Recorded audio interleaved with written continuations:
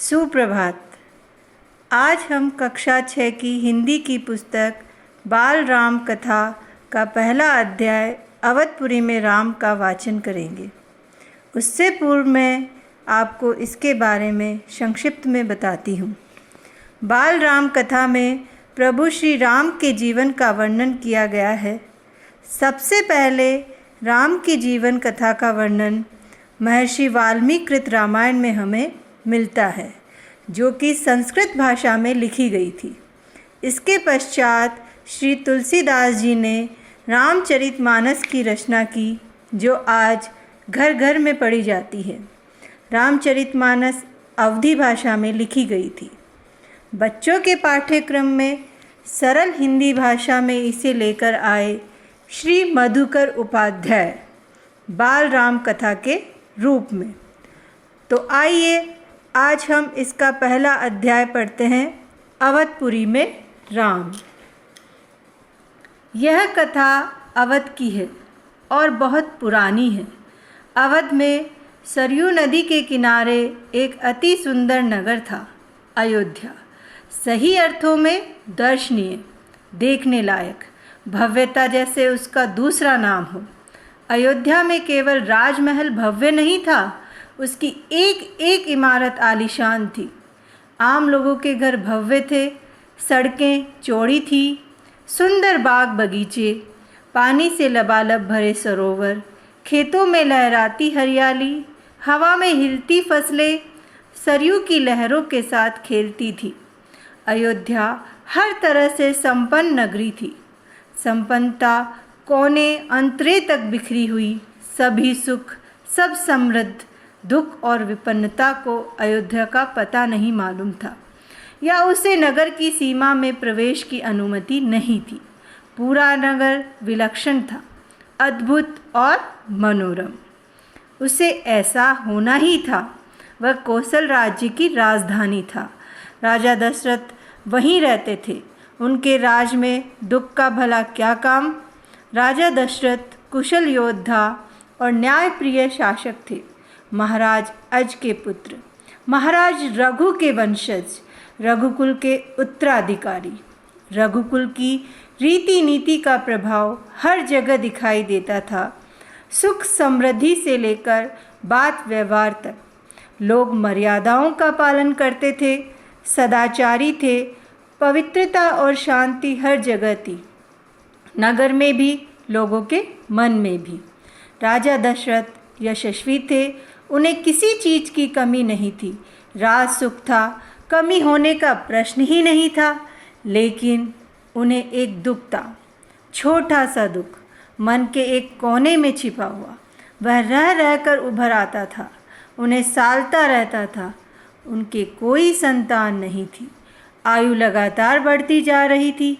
उनकी 3 रानियां थीं, कौशल्या, सुमित्रा और कैकेयी। रानियों के मन में भी बस यही एक दुख था, संतान की कमी। जीवन सूना सूना लगता था। राजा दशरथ से रानियों की बातचीत प्राय इसी विषय पर आकर रुक जाती थी। राजा दशरथ की चिंता बढ़ती जा रही थी। बहुत सोच विचार कर महाराज दशरथ ने इस संबंध में वशिष्ठ मुनि से चर्चा की। उन्हें पूरी बात विस्तार से बताई। रघुकुल के अगले उत्तराधिकारी के बारे में अपनी चिंता बताई। मुनि वशिष्ठ राजा दशरथ की चिंता समझते थे। उन्होंने दशरथ को यज्ञ करने की सलाह दी, पुत्रेष्टि यज्ञ। महर्षि ने कहा, आप पुत्रेष्टि यज्ञ करें महाराज, आपकी इच्छा अवश्य पूरी होगी। यज्ञ महान तपस्वी ऋष्यशृंग की देखरेख में हुआ। पूरा नगर उसकी तैयारी में लगा हुआ था। यज्ञशाला सरयू नदी के किनारे बनाई गई। यज्ञ में अनेक राजाओं को निमंत्रित किया गया। तमाम ऋषि मुनि पधारे। शंख ध्वनि और मंत्रोच्चार के बीच एक एक कर सबने आहुति डाली। अंतिम आहुति राजा दशरथ की थी। यज्ञ पूरा हुआ। अग्नि के देवता ने महाराज दशरथ को आशीर्वाद दिया। कुछ समय बाद दशरथ की इच्छा पूरी हुई। तीनों रानियां पुत्रवती हुई। महारानी कौशल्या ने राम को जन्म दिया। चैत्र माह की नवमी के दिन रानी सुमित्रा के 2 पुत्र हुए, लक्ष्मण और शत्रुघ्न। रानी कैकेयी के पुत्र का नाम भरत रखा गया। राजमहल में खुशी छा गई। नगर में बधाइयाँ बजने लगी, मंगल गीत गाए, हर ओर खुशी, उत्सव जैसा दृश्य।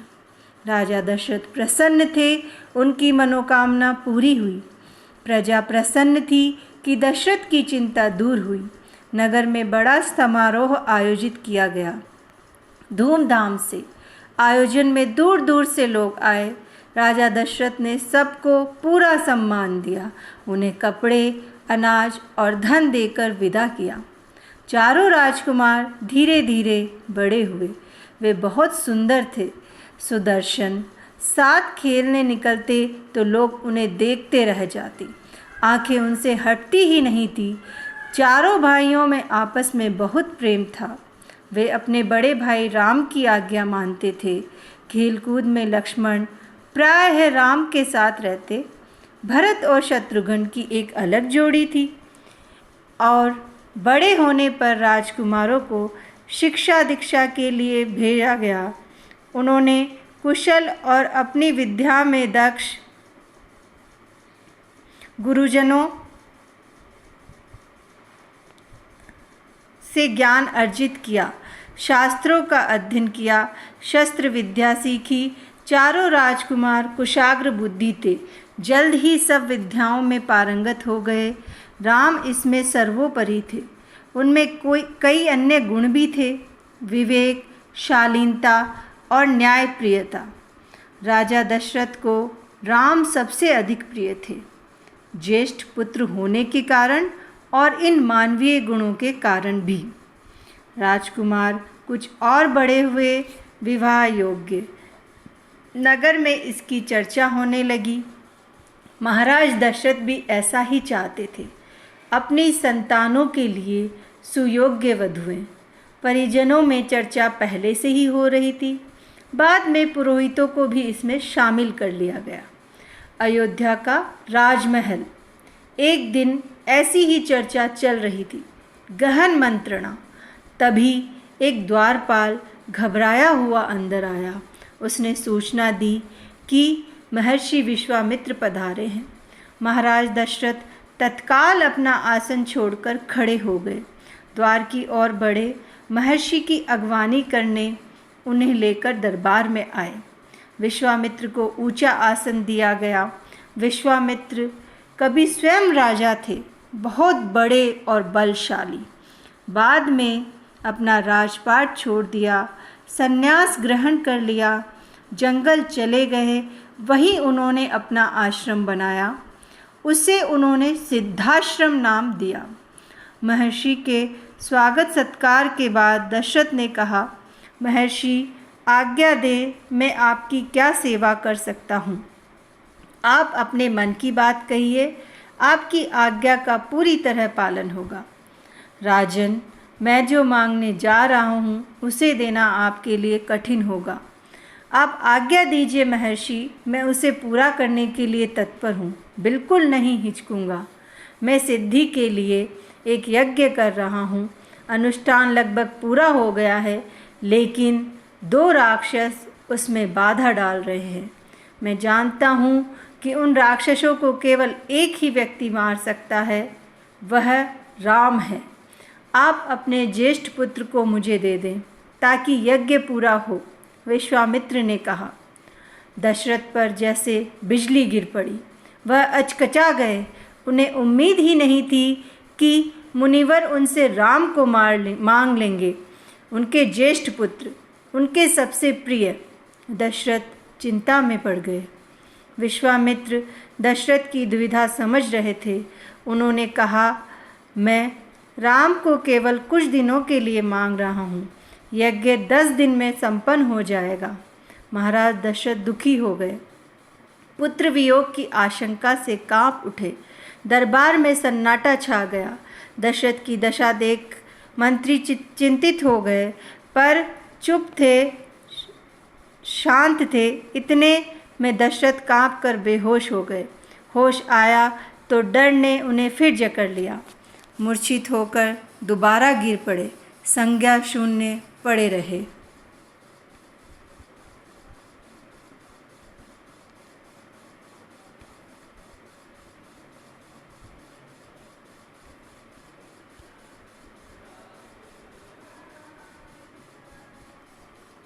महर्षि विश्वामित्र का क्रोध बढ़ता जा रहा था। दरबार सशंकित था। किसी अनिष्ट की आशंका से वे कुछ समझ नहीं पा रहे थे। महर्षि और महाराज के बीच संवाद में कुछ बोलना उचित भी नहीं था। मुनि वशिष्ठ चुपचाप आकर महाराज दशरथ के पास खड़े हो गए। थोड़ी देर बाद दशरथ उठे। स्वयं को संभालते हुए उन्होंने महर्षि से विनती की, महामुनि, मेरा राम तो अभी 16 वर्ष का भी नहीं हुआ है। वह राक्षसों से कैसे लड़ेगा? राक्षस मायावी हैं। वह उनका छल कपट कैसे समझेगा? उन्हें कैसे मारेगा? इससे अच्छा तो यही होगा कि आप मेरी सेना ले जाएं। मैं स्वयं आपके साथ चलूं, राक्षसों से युद्ध करूं। महर्षि विश्वामित्र ने कोई प्रतिक्रिया व्यक्त नहीं की। क्रोधित थे पर उसे व्यक्त नहीं कर रहे थे। उन्हें अपने यज्ञ के नियम याद थे। क्रोध करने से यज्ञ खंडित हो जाता, अनुष्ठान अधूरा रह जाता। मैं राम के बिना नहीं रह सकता महामुनि, एक पल भी नहीं। आप राम को छोड़कर जो चाहे मांग ले, उसे मत ले जाइए। मैं राम को नहीं दूंगा, बिल्कुल नहीं। वह मेरी बुढ़ापे की संतान है। मैं उससे बहुत प्रेम करता हूँ। महर्षि का क्रोध भभक उठा। दरबार, मंत्रीगण और ऋषि मुनि सकते में आ गए। आप रघुकुल की रीति तोड़ रहे हैं राजन, वचन देखकर पीछे हट रहे हैं। यह बर्ताव कुल के विनाश का सूचक है। आप जानते हैं कि मैं स्वयं दुष्ट राक्षसों का संहार कर सकता था, लेकिन मैंने संन्यास ले लिया है। अगर आप राम को नहीं देंगे तो मैं यहाँ से खाली हाथ लौट जाऊँगा। बात बिगड़ती देखकर मुनि वशिष्ठ आगे आए। महाराज दशरथ को समझाया राम की शक्ति के बारे में, प्रतिज्ञा तोड़ने के संबंध में, महर्षि विश्वामित्र के साथ रहने पर राजकुमार राम को होने वाले लाभ के बारे में। राजन, आपको अपना वचन पूरा करना चाहिए। रघुकुल की रीति यही है। प्राण देकर भी आपके पूर्वजों ने वचन निभाया है। आप राम की चिंता न करें। महर्षि के होते उनका कोई कुछ नहीं बिगाड़ सकता। महाराज दशरथ की चिंता कुछ कम हुई, पर मन अब भी खिन्न था। पुत्र विछोह का दुख सभी तर्कों पर भारी पड़ रहा था। गुरु वशिष्ठ ने कहा, महाराज महर्षि विश्वामित्र सिद्ध पुरुष है, तपस्वी है, अनेक गुप्त विद्याओं के जानकार हैं। वह कुछ सोचकर ही यहाँ आए हैं। राम उनसे अनेक नई विद्याएं सीख सकेंगे। आप राम को महर्षि विश्वामित्र के साथ जाने दें। राम को उन्हें सौंप दें। दशरथ ने मुनि वशिष्ठ की बात दुखी मन से स्वीकार कर ली, लेकिन वह राम को अकेले नहीं भेजना चाहते थे। उन्होंने विश्वामित्र से आग्रह किया, कहा कि वे राम के साथ उनके छोटे भाई लक्ष्मण को भी ले जाएं। महर्षि विश्वामित्र ने महाराज दशरथ का यह आग्रह स्वीकार कर लिया। राम और लक्ष्मण को तत्काल दरबार में बुलाया गया। महाराज दशरथ ने उन्हें अपने निर्णय की सूचना दी। दोनों भाइयों ने उसे सहर्ष स्वीकार कर लिया, सिर झुकाकर आदर सहित। इसकी सूचना माता कौशल्या को दी गई। बताया गया कि राम और लक्ष्मण वन जा रहे हैं महर्षि विश्वामित्र के साथ। नितांत गंभीर माहौल में स्वस्ति वचन हुआ, शंख ध्वनि हुई, नगाड़े बजे। महाराज दशरथ ने भावुक होकर दोनों पुत्रों का मस्तक चूमकर उन्हें महर्षि को सौंप दिया। दोनों राजकुमार बिना विलंब किए महर्षि के साथ चल पड़े, बीहड़ और भयानक जंगलों की ओर। विश्वामित्र आगे आगे चल रहे थे, राम उनके पीछे थे। लक्ष्मण राम से 2 कदम पीछे, अपने धनुष संभाले हुए, पीठ पर तुणीर बांधे, कमर में तलवारें लटकाए।